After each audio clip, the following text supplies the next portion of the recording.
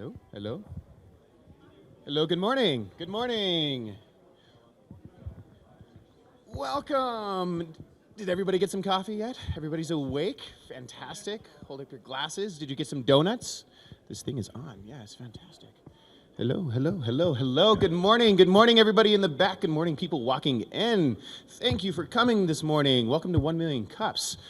You are actually being joined. I know that it only seems like there's only a few people in the room right now, but you are actually part of thousands of people around the United States every single Wednesday morning that are all joining to celebrate entrepreneurship and give each other advice and have amazing discussions. We have actually a part of how many? 72, 73, 70, like there's like millions of cities around the United States and world that are actually doing this every single morning. So if you're new, please raise your hand. Is this your first time at 1 Million Cups? Bruce, fantastic. Thank you for joining us this morning, Bruce. Actually. New person this morning, raise your hand. Yes, fantastic. Everybody look around and say hi to everybody. So the way that the format's going to work is actually we're going to bring on one presenter. They're going to have about 6 minutes of presentation talking about a little bit their experience, their past, what they're doing right now, and what they're looking for. And then going to ask you guys the question of, how can you, what advice do you have for me moving forward? And then we're going to do some announcements, some different things that are going on around town. And then after that, a second presenter is going to come on, and they're going to present for about 6 minutes, about 20 minutes of Q&A, and then you guys get a chance to meet each other and give each other even more amazing advice.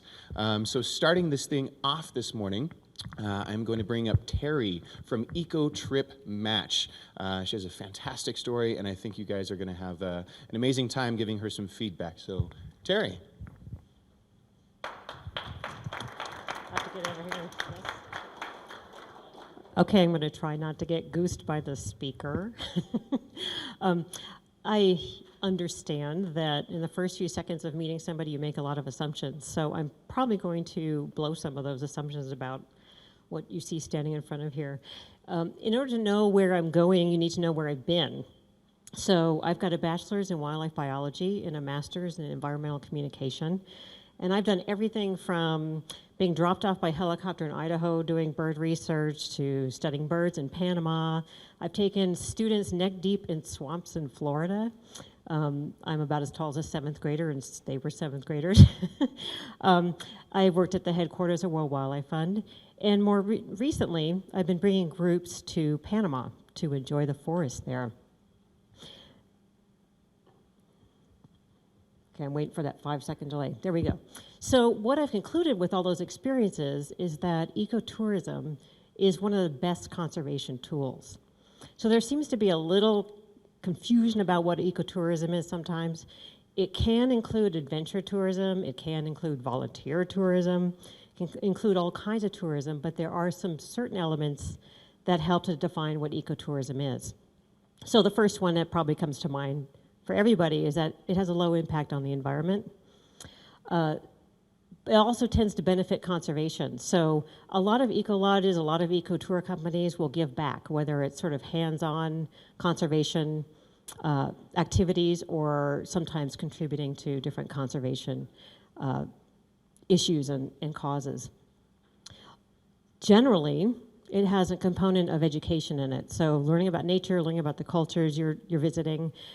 Ecotourists do a lot of research looking into a place to go, and this is one thing that they are looking for, to learn something. It's not a very passive kind of tourism. And finally, it tends to help communities. So the local areas are given an alternative to higher impact kinds of ways of making a living. So that's why ecotourism tends to be a really good conservation tool.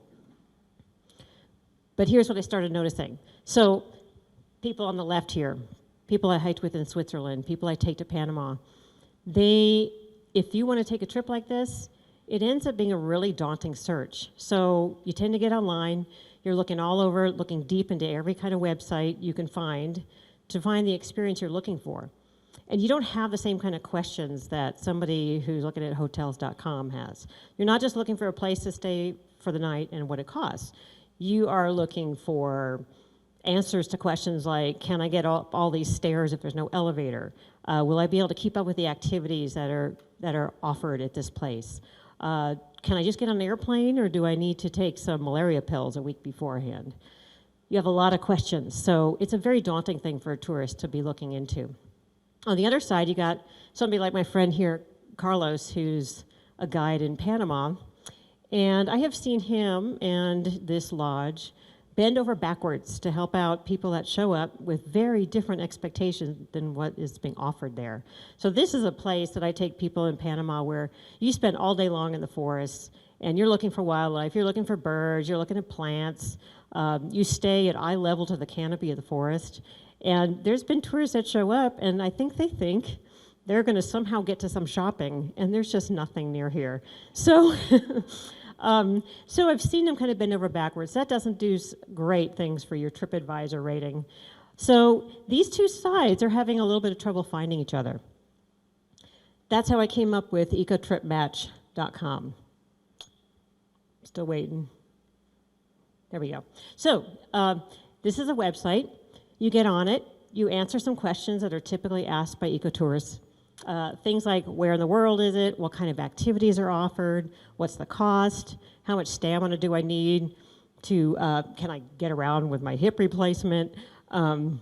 Is it individual or group kind of setup? How do you get there? I mean, do you need to take a donkey? Do they pick you up? Those are the kinds of questions that people have. How much effort is it? And also level of health precautions. Again, can I get on the plane tomorrow and show up, or do I need to do some planning? Do I need to bring some mosquito repellent, that kind of thing? Once people go through those questions, then they get a list of places that match their criteria. From there, you can go to, click on any of those, get more information, more descriptions of those places, and then go directly to the website to ask more questions or to book. And I did that on purpose, that made this not a booking site, because the relationship that starts to establish between the tourist and the place, the eco lodge or the tour, is very important, and I don't want to get in the way of that. So right now, I am at the stage where I made the website public about a month ago on Earth Day, April 22nd. And I'm getting looks at it from all over the world, even places that I have no connection to. There's no eco lodge there. I don't have a friend in Turkey. Don't have a friend in South Korea. So some things are starting to show up. People are looking. I have about 100 eco lodges and eco tours on there. A list of 100 that I'm in various stages of communication with. And I'm adding more every week. That's been my focus because it will work better as you start to answer those questions. You can go on there and use the search icon for look for specific things too. But in terms of going through the questions and matching it, I'm putting more focus into adding more places. So when there is a booking made as a result of finding a place through my website, then I get a commission. And ultimately, I will also offer an annual fee rather than a commission or a combination of the two. So that's where I'm at now, and here's my problem. Prioritizing all the possibilities of how to market this. So since this isn't a brick and mortar local thing, it's really truly global. I need to reach people all over the world and let them know that this exists, and they can get connected to places they want to go through it. So of all the possibilities, there's improving the SEO, there's Google Ads, there's blogging more, there's going to conferences, there's coming up with some sort of referral system. There's so many ideas, but I want to start with the one that's going to take hold and get this thing going. So that's where I need your help. And I invite you to visit the website at some point. My contact information is there. So I am ready to take questions and hear suggestions. Yes?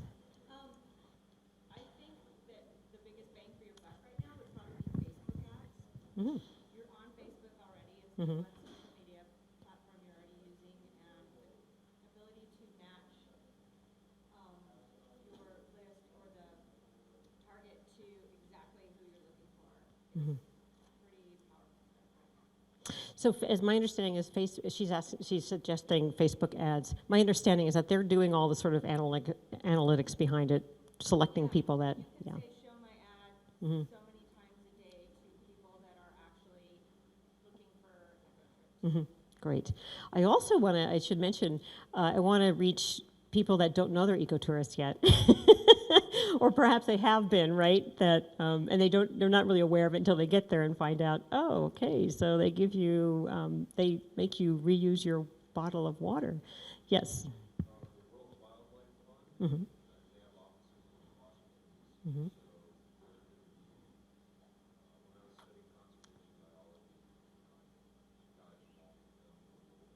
Mm-hmm.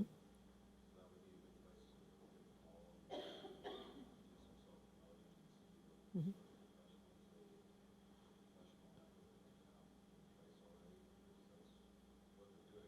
Mm-hmm.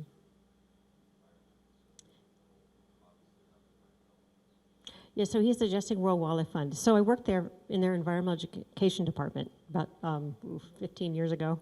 And they have a travel program. They work through a tour company. So I don't know, I haven't checked with them because I think they will see me as competition for that, but I'm not sure. So, yeah, they might be, yeah. I also thought about REI, although that's US. Brian.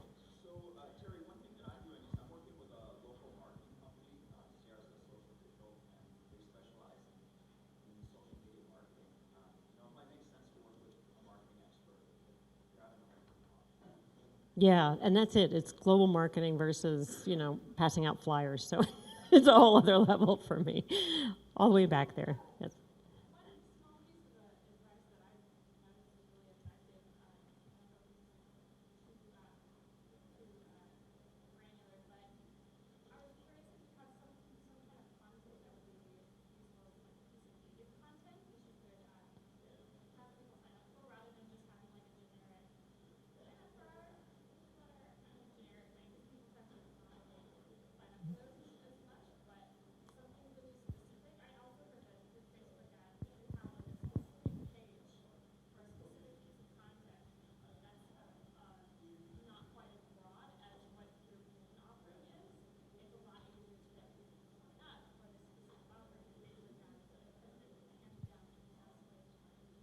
Mhm.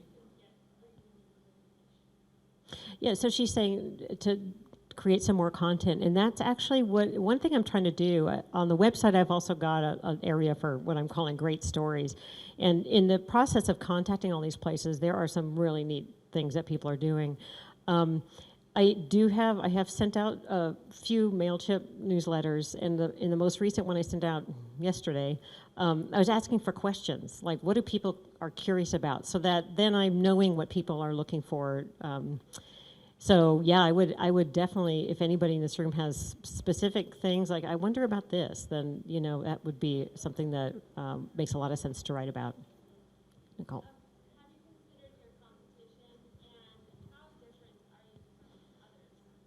Okay, so she's asking about competition and how different is this from others. So I did a lot of looking before I even started because I didn't want to reinvent the wheel. And what I've seen out there are mostly listings. So you have listings of maybe 40 places, or you have like the National Geographic top 10 eco lodges of the world this year kind of things. And what that does is it still means you have to go through all those websites and look at what they're offering and digging, as I said, digging deep. I mean, you really have to go into like the frequently asked questions on all those websites to find out how you get there or some of the answers to those questions. So the way I wanted to set this up is you're starting with those. You're starting with, excuse me, the answers to the questions so that you are narrowing it down right away and then being able to go and take a closer look at those places that seem to be good matches. Paul.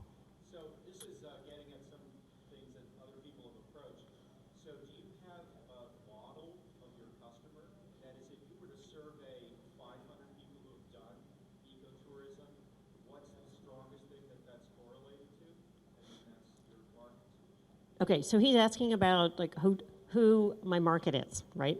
So what it seems to be is kind of this funny split.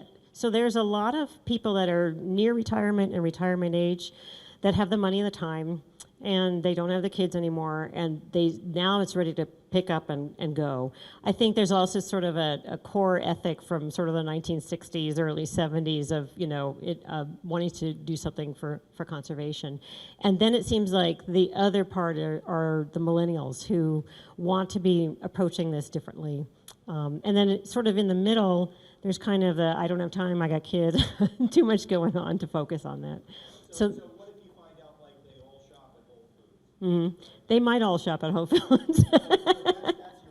Right, right. It's when it gets global that I kind of have to stop, because I'm thinking, okay, so there's a lot of there's certain countries that are really strong on this in Europe, and then a smattering all over the rest of the world, and so that's where my trick is to figure out how to reach those people. So, yes. Build off of Paul. Identify your target market clearly, and then I think you need a more clear value proposition on your landing page. What separates you from your competition, and then the other thing is I'm not sure how you're capturing traffic to the website, but if you're getting a lot of hits, you got to be getting a nice email list that built up, so maybe you're partnering with the Eco Lodges to offer a discount that rotates and things like that. Yeah, so he's talking about building up the customer base. One thought I had, and I looked into this because I was wondering, well, how did Airbnb go from just renting out a mattress to suddenly all around the world? There's a couple things they did, but later on in their process, what they offered was a $25 off gift. So for people who have used it or are familiar with it, they found this altruistic model worked better than giving the person on the email list the gift. They instead made it so that they can pass it on. So I'm thinking about doing something like that where it's, the first 40 people who make a booking as a result of this will get this discount, kind of a thing. See if that can spread it wide. Yes. You keep talking about wanting to be global, which makes sense, but have you thought about not going global at first and really just trying to be a little bit more like stick to the U.S. and then as that, instead of trying to conquer the world He's identified one of my faults is I want to conquer the whole world at once. But that makes a lot of sense. But yeah, I never seem to think like, well, I'm just right here. For the equation of the travelers, that makes some sense. Interestingly, in the process of contacting all these places around the world, the U.S. and Europe are the most difficult to get on board in terms of the lodges and the tours. It's the other places that South America, Southern Hemisphere, that seems to be very interested and very little work to get some buy-in on this. So that's kind of one interesting sideline. I think a lot of places here have their sort of marketing departments, and you got to wind your way through them. And whereas the Southern Hemisphere, it seems like I'm working with individuals more. But anyway, that's the eco-lodge side. So yes. One thing about improving SEO is getting other people to talk about you, so like increasing the amount of backlinks. Have you thought about reaching out to the travel bloggers, maybe having them do like maybe a quick podcast or interview with you, and then you post it on your blog, they share it on theirs, and it just helps grow the traffic since they already have a lot of traffic themselves, so they do some of that work for you. There's a little bit of that going on. She's not here today, but she's got an ecotourism blog, Amy. And so she did a write-up last month. I think she's got 2,000 followers, so it's kind of pretty decent. And I'm doing a podcast next month with so I'm starting some of that. But it does seem a little bit daunting. I don't know the majority of things that seem